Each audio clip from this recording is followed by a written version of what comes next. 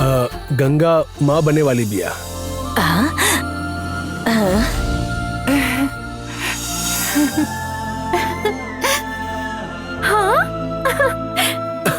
अरे अरे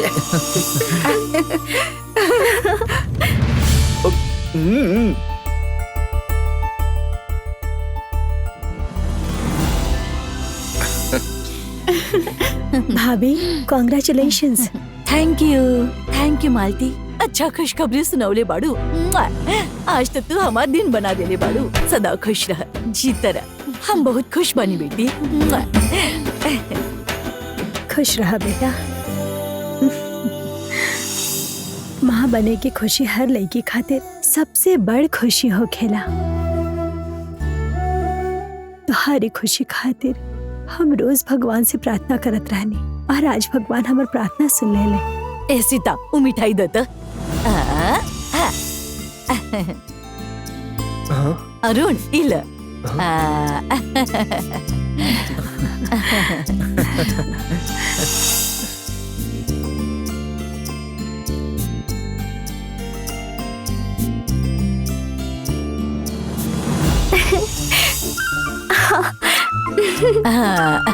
congratulations thank Ganga. You. हे अरुण कांग्रेट्स। अरुण हमार और मालती के शादी 60 साल के बाद होगी। ऐसा लोग कई के हमका रिगावत रहा ले। लेकिन ये खुशखबरी के सुनला के बाद हम बहुत खुश हो गइल बानी। काहे कि हमार और मालती के शादी के रास्ता क्लियर हो गए।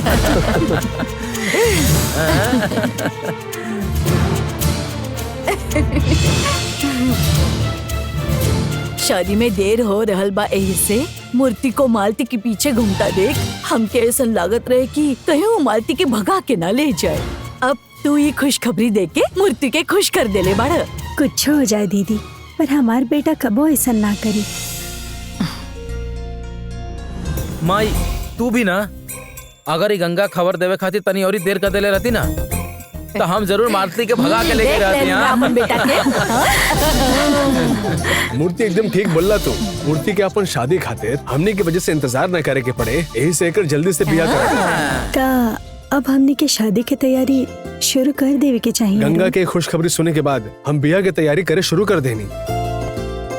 आए वाला गुरुवार के दिन अच्छा मुहूर्त बा, यही से उहे दिन ये दोनों के बिया करा देवल जाओ। आने वाला गुरुवार के मतलब सिर्फ 5 दिन ही बचल बा। इतना जल्दी तैयारी कैसे हो सकेला? हमार बहन के शादी कराए खातिर जो भी तैयारी बा ओकर खातिर ओकर भाई एजे खड़ा बा। महल में कौनो भी उत्सव होखेला तो ओकर शान बढ़ावे खातिर रवा तो रहे नहीं। हमने के परिवार में अगर कौनो भी त्योहार होखे ता सब लोग उन लोग के तारीफ करेला। ऐसन तैयारी करे वाली गंगा और सीता तो बाड़ी। और काम की वजह से क्यों थक न जाए, यही से जोश बढ़ावे खातिर माया बिया। भांजे सबके नाम ले लेना, हमारा नाम ना लेना। काम करे वाला के हिस्सा के खाना खाए का किताबा नहीं यहाँ। सारा रवा ही रखना। सब लोग मिल के काम करी तो 5 दिन में कहें 21 दिन में शादी की तैयारी पूरा हो जाए। तो आए वाला गुरुवार के शादी जरूर करे के होगी। सब लोग तैयार बानी ना? सब तैयार बानी।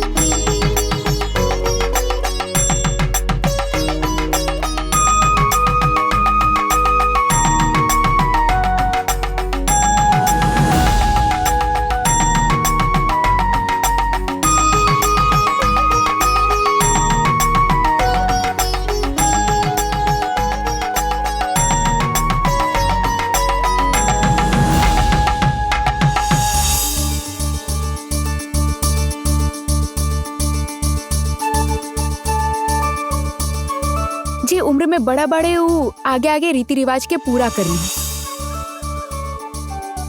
यहाँ तो हमने के बीच में सबसे बड़ी अन्नपूर्णा दीदी बाड़ी। दीदी आपे रीति रिवाज की शुरुआत करी ना। देखा अमृता, ये रिवाज रीति परंपरा एकरा से हमार कोनो लेवल देवल नहीं खे और हमारी ये सब पर विश्वास भी नहीं खे तो के तो पता बाना यदि कोनो दूसर काम होके तब बतावो वो हम कर देब ना तो हम यही खड़ा रहब। बुआ जी के संगे जबरदस्ती मत करा, वो हिजे आयल बानी, ये बहुत बड़ बात है। शुरू कर। अच्छा भैया हम बच गई। जाई ना।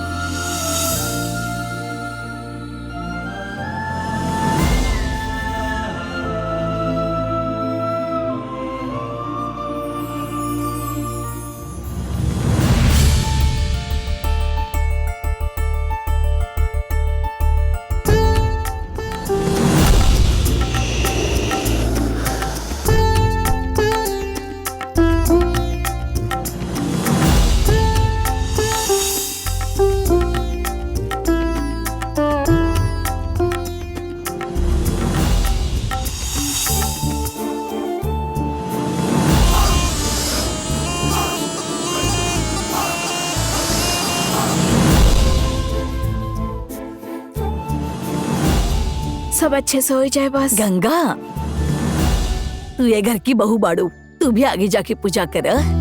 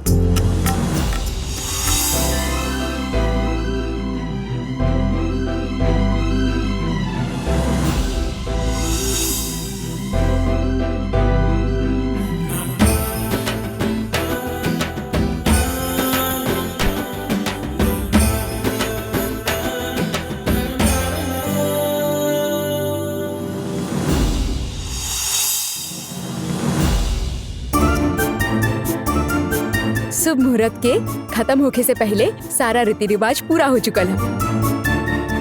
अब शादी बिना कोनो रुकावट के संपन्न होगी।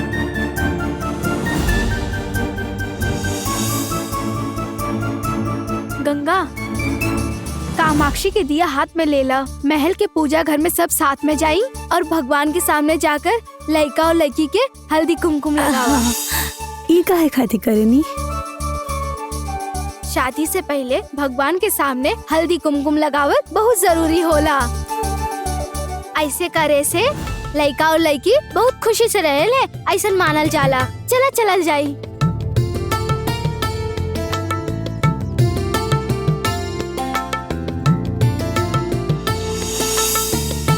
हाँ चल चल चल बेटा। आई आई सब लोग चलें दीजिए। आई आवा आवा चलो चलो सब लोग चलो।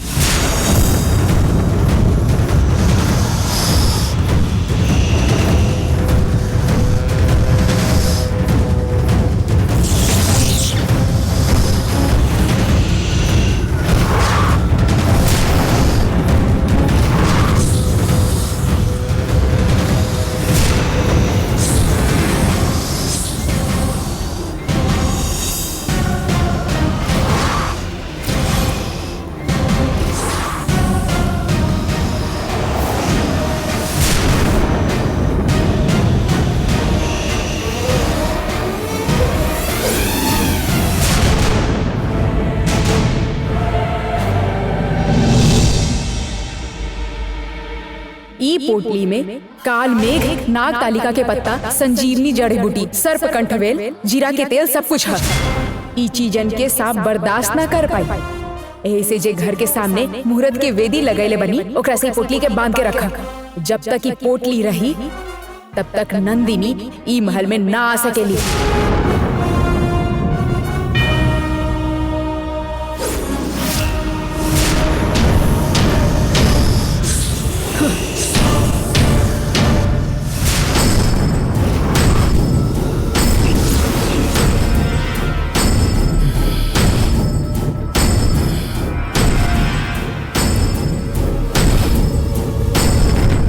इतना दिन तक हम महल में ना रहनी, यही से तू सबके बहुत परेशान कैलू।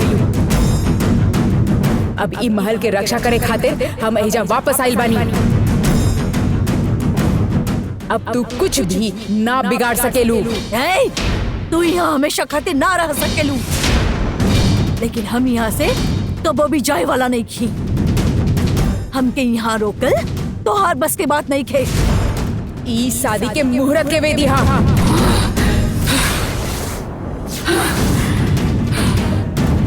बाकी ई तहरे खातिर दुश्मन हा। एकरा में जे नाग शत्रु के चीजन हा ओकरा खुशबू हवा में फैल चुकल हा। अब तू ई घर में बिल्कुल भी ना आ सकेलू नंदिनी। हमके बर्दाश्त ना होके वाला चीजन के साथे बांध के तू हमके वक्त रोक ले लू, लेकिन 10 एकड़ के पूरा परिवार के खत्म करे में तू हमरा के ना रोक पाइबू। अगर हमनी के घर में आए से तोहके रोक दिहल जाए तो तू का कर सकेलू? हम अंदर तो ना आ सकब, लेकिन तो हर परिवार के लोग हमेशा महल में ही रहे वाला बानी। कभी ना कभी तो बाहर आई है ना। महल में से जे केहू भी बाहर आई ओकरा के वापस महल के अंदर ना जाए देब। तू ये परिवार के रक्षा करे खातिर आइल बाड़ू ना। तोहरा आँख के सामने पूरा परिवार के खत्म करके दिखाई। तो उससे ज्यादा शक्तिशाली नंदिनी बिया कि हम साबित करके रहब। ए, देख ले यह तू।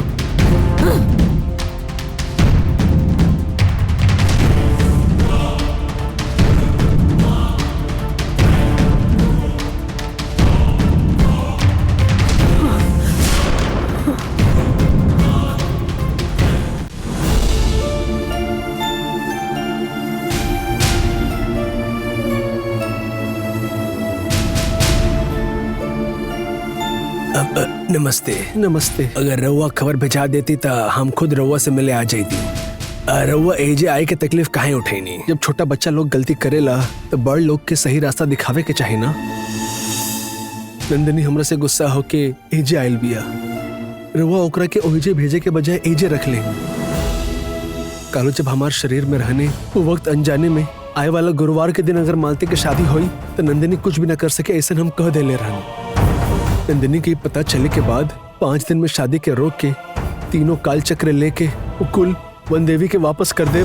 ऐसा वन देवी के सर पर हाथ रख के वो कसम खैले बिया।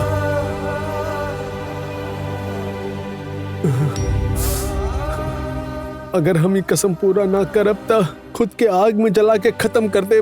ऐसा नु कहले बाड़ी। गंगा के मदद करब तो हम नंदिनी के खो देब। नंदिनी के मदद करब तो हम गंगा के खो देब। ऐसा हालत में फंस चुकल बानी। हम रउआ के हालत समझ सकेनी, लेकिन इस समस्या के का उपाय हो सकेला ई समझ में नहीं आवत। बने के रास्ता बा। गंगा के पास जौन काल चक्र बा कैसे भी करके वापस लेके आए के होखी। ओकर बाद नंदिनी के गुस्सा हमने शांत कर सकेली। गंगा काल चक्र देवे खातिर तैयार नहीं थी तब फिर ओकरा से बात करके फायदा ना होए वाला बा। ई सब में हम का कर सकेनी ई बताई। हम करब रउआ नंदिनी से बात करके ओकर गुस्सा के शांत करी। हम कैसे शांत रहे अब रउआ ही बताई। महल में जो शादी हो रहा बा ओकर मुहूर्त रउआ ही निकाल के देले बानी ना पिताजी। इतना होके के बाद हम शांत कैसे रहब? कालू के शरीर में आए के बाद हमार खुद पे काबू न रहेला। हमार बात समझे की कोशिश करा। बेवजह बात के ज्यादा मत बढ़ावा। हमारे खिलाफ साजिश करे वालन के हम ऐसे कैसे छोड़ दे पिताजी? रउआ तो मालती के आशीर्वाद दे के भेज देनी। जब रउआ कहनी वही वक्त जानकी की आत्मा भी वापस आ गई। गंगा के पास जौन काल चक्र बा वो हमरा हाथ में ना आए ही से जानकी के आत्मा के अपन परिवार के संरक्षण खातिर गंगा बुलौली। हमके खत्म करे खातिर मुहूर्त के वेदी पर हमके बर्दाश्त ना होके वाला चीज के बांध के रख ले बानी। हमके महल के अंदर जाए से रोके खातिर गंगा ही सब कुछ कही दे बाड़ी। गंगा मनुष्य वंश के बिया, तू नाग वंश के बाड़ू। तहार खातिर भगवान से बढ़ के कुछो नहीं के, लेकिन ओकर अपन परिवार बा। अपन परिवार के बचाए खातिर ही वो सब कुछ करत बाड़े। वो जौन कुछ कैले बिया तहरा के खत्म करे खातिर ना कैले बिया। गंगा की तरफदारी मत करी पिताजी। गंगा भी अच्छी बाड़ी। तो पहले अपन गुस्सा के शांत करा। गंगा के हमने के घर बुलावल जाओ, ओके हमने के हालात के बारे में बतावल जाओ, ओके काल चक्र वापस देवे के कहा। गंगा से बात करे के बाद भी वो काल चक्र ना देई। गंगा से कैसे भी करके काल चक्र हासिल करे के ये हमार जिम्मेदारी बा। तहार हमरा पर विश्वास बा कि ना? हम तहार सामने हाथ जोड़ता नहीं। हमरा के एक मौका दा, हम सब पहला जैसन कर दे, लेकिन तू थोड़ा शांत हो जा। ये पंच धातु के माला बा, ये तहरा के शांत रखिए। जरा एज बैठा बैठा।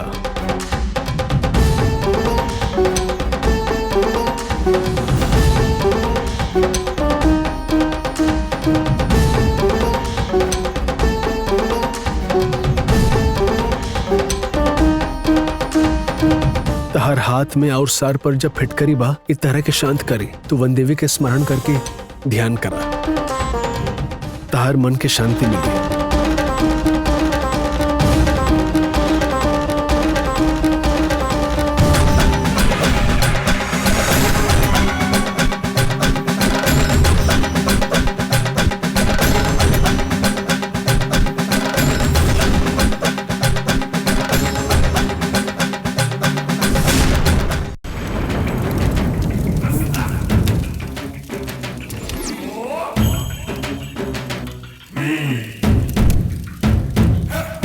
शहनाई की नंदनी के शांत करके ध्यान लगाए खातिर बैठाइल देलू त नंदनी और गंगा के बीच के झगड़ा खत्म हो जाए ऐसा लागत रहल। जब तक की चामुंडी बा तब तक हम ऐसा ना होए देव। तू ध्यान लगावे खातिर नंदिनी के बैठाइल देलू बाड़ू, हम ओकरा मन के शांति ना मिले देव। नंदनी के राज शेखर के जे परिवार पे गुस्सा बा ओकरा के और बढ़ावे खातिर हम सर्प नाग पूजा करे वाली बानी।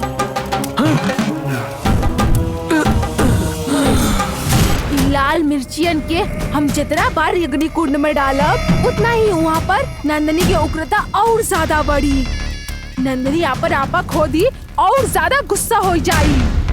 राज शेखर के परिवार के खत्म करे खातिर ओकर उत्साह और बढ़ जाई। तू चाहे नंदनी के हाथ में कितना फिटकरी दे था, तू ओकरा के शांत ना कर सकेलू।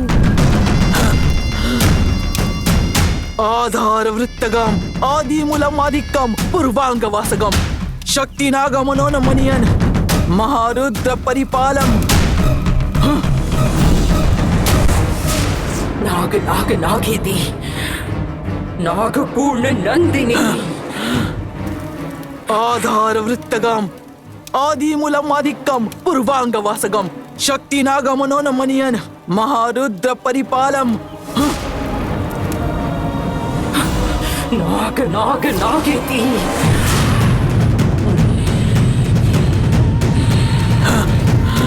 आधार वृत्तगम आदिमूलम आदिकम पूर्वांग वासगम शक्ति नागमनो न मनियन महारुद्र परिपालम।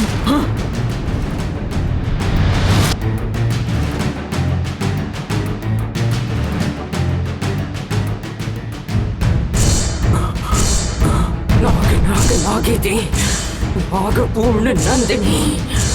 आधार वृत्तगम आदिमूलम आदिकम पूर्वांग वासगम शक्ति नागमनो न मनियन महारुद्र परिपालम कागभुजंड जयम।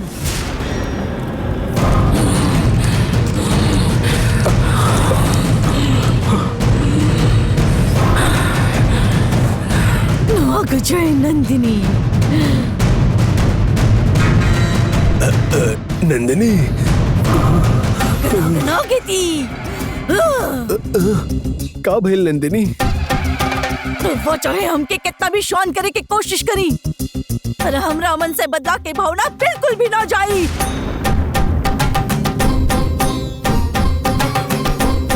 वन देवी के मंदिर में राजशेखर जी पाप कैले बा ओकरा खातिर। ओकर बेटा और बेटी के खत्म किए बगैर हम शांत ना बैठब। हमार माँ पर किहल गए अत्याचार खातिर और परिवार के नाम और निशान मिटाए बगैर हम चुप ना रहब, ना छोड़ बंद करा के।